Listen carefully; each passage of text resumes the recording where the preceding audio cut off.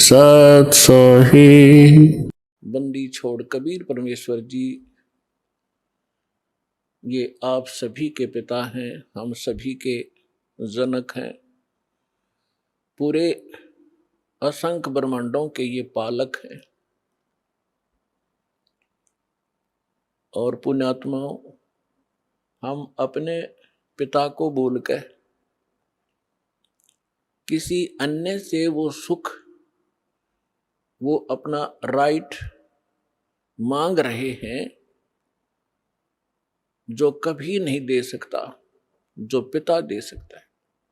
पिता अपने पुत्र पुत्री को अपनी सर्व संपत्ति दे देता है सहर्ष।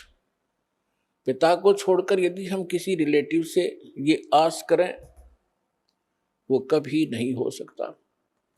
ठीक इसी प्रकार हम अपने पिता को छोड़कर उस परम पिता सर्वशक्तिमान सर्वसृष्टि रचनहार कबीर परमेश्वर को छोड़कर हम अन्य भगवानों से वो डिमांड करते रहे, हमें सुख दे भगवान, हमें निरोग कर भगवान, आपत्तियों का निवारण करे परमात्मा, ये कभी नहीं कर सकते। एक समर्थ परमात्मा है जिसका आज तक हमें ज्ञान नहीं था, और वो यहां आकर 120 वर्ष रहे, अपनी महिमा बता भी गए और दिखा भी गए। लेकिन हम बालक हैं, बालक की बुद्धि बालक जैसी ही होती है। वो 1000 रुपए के नोट को पकड़कर फाड़ देता है, खेलता खेलता उसको फाड़ देता है, उसको कूड़े में डाल देता है, अग्नि में डाल देता है, क्योंकि उसको उसकी कीमत का पता नहीं। हमारे साथ ऐसा ही होता रहा, क्योंकि हम अध्यात्म ज्ञान से परिचित नहीं हो सके। क्योंकि जिन धर्म गुरुओं को हम आध्यात्मिक टीचर मानते थे, अध्यापक मानते थे, वो अध्यापक नहीं थे। वो तो आप और हमारे जैसे ही ज्ञान के सतर के व्यक्ति थे। उनको अपने धर्म के सदग्रंथों का भी ज्ञान नहीं था, और जिस कारण से हम परमात्मा को पहचानने में और उससे प्राप्त होने वाले सुखों को प्राप्त से वंचित रहे, असफल रहे।